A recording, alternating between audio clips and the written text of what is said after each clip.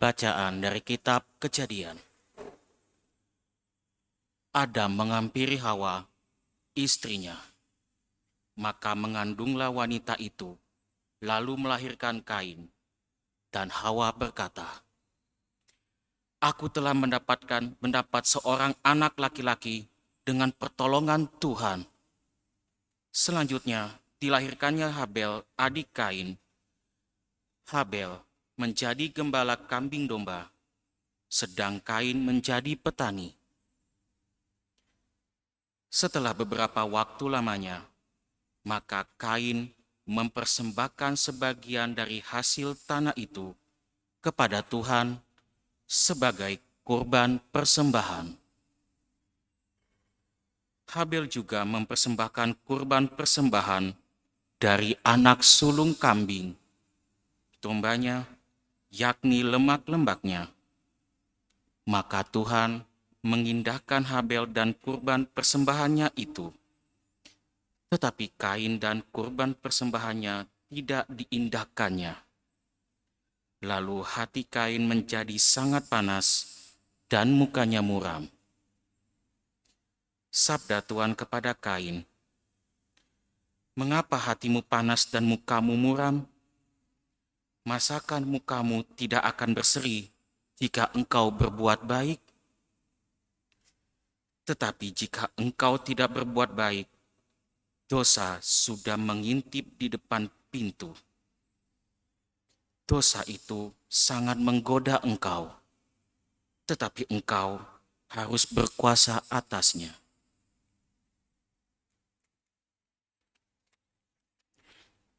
Pada suatu hari, Kain berkata kepada Habel, adiknya, "Marilah kita pergi ke padang." Ketika mereka ada di padang, tiba-tiba Kain memukul Habel, adiknya itu, lalu membunuh dia.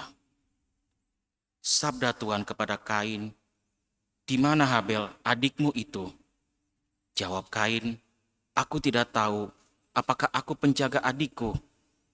Sabda Tuhan pula, "Apakah yang telah kau perbuat ini? Darah adikmu itu berteriak kepadaku dari tanah. Maka sekarang terkutuklah engkau. Terbuang jauh dari tanah yang menganggakan mulutnya untuk menerima darah adikmu dari tanganmu. Apabila engkau mengusahakan tanah, maka tanah itu tidak akan memberikan hasil sepenuhnya lagi kepadamu. Engkau akan menjadi seorang pelarian dan pengembara di bumi." Berkatalah Kain kepada Tuhan, "Hukumanku itu lebih besar daripada yang dapat kutanggung. Engkau menghalau aku sekarang dari tanah ini, dan aku akan tersembunyi dari hadapanmu, seorang pelarian dan pengembara di bumi. Barang siapa bertemu dengan aku, tentulah maka akan membunuh aku." Sabda Tuhan kepadanya, "Sekali-kali tidak. Barang siapa membunuh Kain, ia akan dibalas 7 kali lipat." Kemudian Tuhan menaruh tanda pada Kain, supaya ia jangan dibunuh oleh siapapun yang bertemu dengan dia. Adam menghampiri pula istrinya. Lalu wanita itu melahirkan seorang anak laki-laki. Ia menamainya Set, sebab katanya, "Allah telah mengaruniakan kepadaku anak yang lain sebagai ganti Habel, sebab Kain telah membunuhnya." Demikianlah sabda Tuhan. Persembahkanlah puji syukur kepada Allah sebagai kurban. Makanlah puji syukur kepada Allah sebagai kurban. Yang Maha Kuasa, Tuhan Allah, berfirman dan memanggil bumi dari terbitnya matahari sampai kepada terbenamnya. Bukan karena kurban sembelihan engkau kuhukum, sebab kurban bakaranmu senantiasa ada di hadapanku. Persembahkanlah puji syukur kepada Allah sebagai kurban. Apakah urusanmu menyelidiki ketetapanku dan menyebut-nyebut perjanjianku dengan mulutmu? Padahal engkau membenci teguran dan mengesampingkan firmanku. Persembahkanlah puji syukur kepada Allah sebagai kurban. Engkau duduk dan menjelek-jelekan saudaramu. Engkau memfitnah saudara kandungmu. Itulah yang engkau lakukan. Apakah aku akan diam saja? Apakah kau kira aku ini sederajat dengan kamu? Aku menggugat engkau dan ingin berperkara denganmu. Persembahkanlah puji syukur sebagai kurban. Haleluya, haleluya, haleluya, haleluya, haleluya, haleluya. Aku ini jalan kebenaran dan kehidupan, sabda Tuhan. Tiada orang dapat sampai kepada Bapa tanpa melalui aku. Haleluya, haleluya.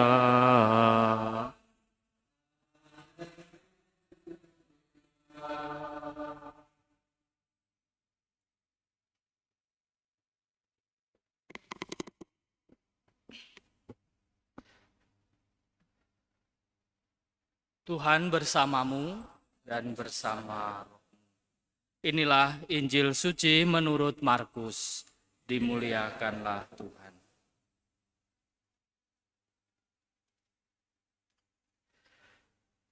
Sekali peristiwa, datanglah orang-orang Farisi dan bersoal jawab dengan Yesus. Untuk mencobai dia, mereka meminta daripadanya suatu tanda dari surga. Maka mengeluhlah Yesus dalam hati dan berkata, "Mengapa angkatan ini meminta tanda? Aku berkata kepadamu, sungguh, kepada angkatan ini sekali-kali tidak akan diberikan tanda." Lalu Yesus meninggalkan mereka, ia naik ke perahu dan bertolak ke seberang. Demikianlah sabda Tuhan. Terpujilah Kristus.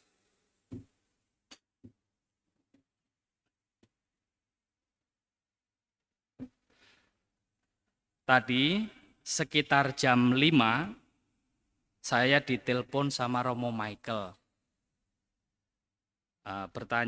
Romo Michael bertanya kepada saya, "Sudah misa belum, Romo?" "Belum, nanti misa di kapel Bapak Uskup jam 6 sore. Nah, di kapel Bapak Uskup itu kalau hari Senin memang misanya jam 6 sore. Maka tadi Romo Michael katakan juga kemudian, "Bisa bantu saya enggak?" "Bantu bagaimana?" "Membantu misa di Teluk." "Loh, lah memang hari ini jadwalnya siapa?" Saya tanya begitu. "Romo Marno, hanya kebetulan Romo Marno kejebak banjir jadi tidak bisa datang." "Lah dirimu?" "Saya misa di komunitas." Romo Pius ke Pajar Mataram." Waduh memang. Nah, setelah saya mempertimbangkan, di kapel Bapak Uskup sebenarnya ada jadwal Romo yang lain, tapi tadi minta saya untuk menggantikan misa di kapel Bapak Uskup. Setelah saya pertimbangkan, di rumah Bapak Uskup itu ada beberapa Romo, maka saya pilih yang ke sini, karena di sini lebih kritis, begitulah. Kondisinya lebih kritis. Sementara di kapel Kemuning itu ada beberapa Romo yang sewaktu-waktu bisa menggantikan. Nah, ya puji Tuhan, pokoknya semuanya lancar begitu saja. Nah, dan perayaan Ekaristi hari ini menarik untuk kita renungkan bersama bacaan-bacaan hari ini, terutama dalam bacaan Injil, bacaan pertama juga menarik. Dalam bacaan Injil kita berjumpa dengan orang-orang Farisi yang meminta tanda dari surga kepada Tuhan Yesus. Tanda dari surga itu artinya mereka meminta mukjizat, meminta suatu keajaiban. dari Tuhan Yesus. Keajaiban yang dilakukan Tuhan Yesus untuk mereka, kurang lebih demikian. Sementara dalam bacaan-bacaan beberapa hari yang lalu, kita juga sudah mendengarkan bagaimana Yesus memberi makan banyak orang. Yesus menyembuhkan orang tuli. Nah, bacaan sebelum hari ini, beberapa hari yang lalu, kita juga mendengarkan kisah bagaimana Yesus menyembuhkan orang tuli.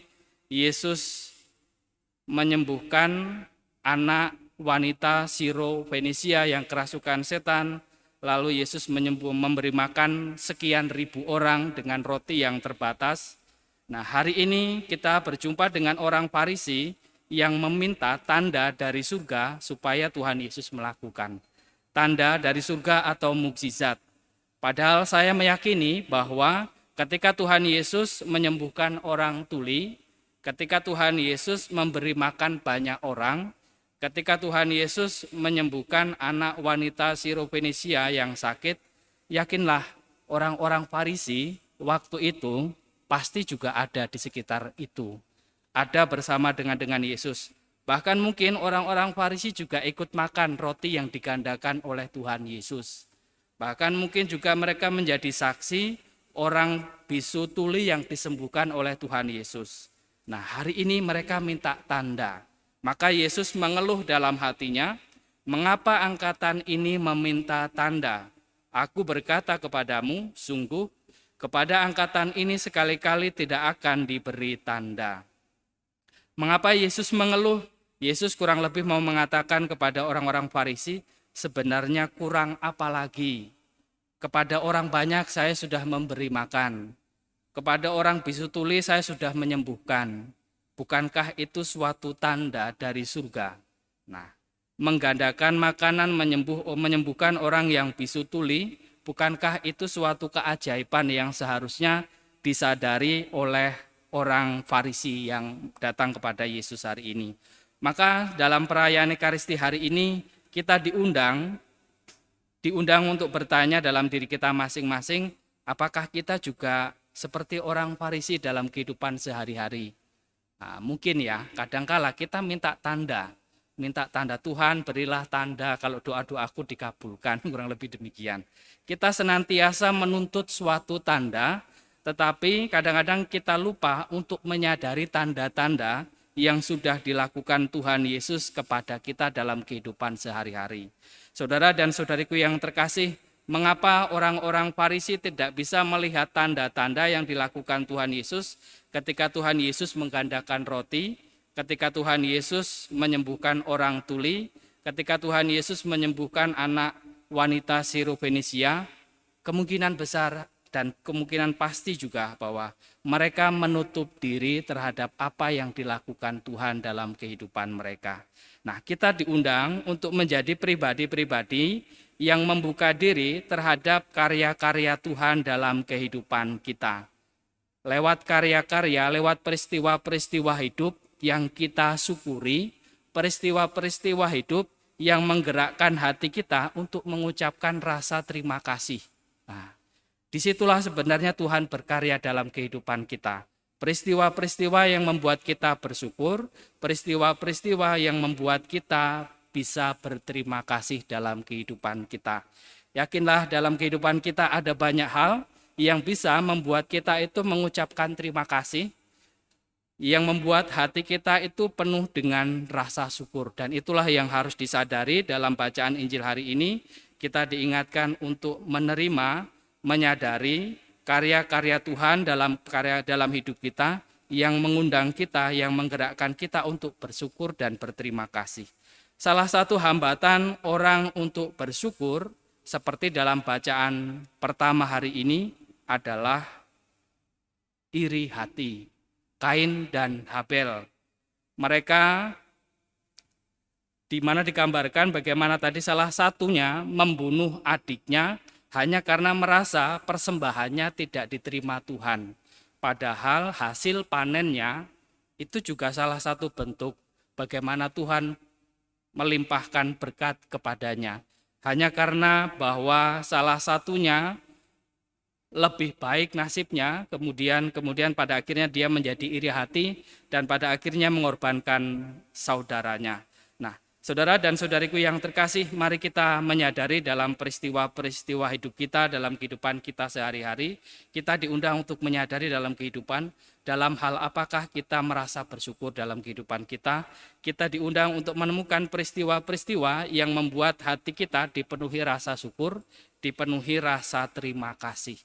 Yakinlah, nah kita diundang untuk menemukan sebanyak-banyaknya dalam kehidupan kita peristiwa-peristiwa yang membuat kita bersyukur dan berterima kasih dalam kehidupan kita. Kita mohon rahmat Tuhan, semoga kita dimampukan untuk senantiasa mensyukuri segala karya Tuhan, menyadari karya Tuhan dalam kehidupan kita lewat peristiwa-peristiwa yang membuat kita bersyukur, lewat peristiwa-peristiwa yang menggerakkan hati kita untuk mengucapkan rasa terima kasih. Kemuliaan kepada Bapa dan Putra dan Roh Kudus, seperti pada permulaan, sekarang, selalu, dan sepanjang segala abad. Amin.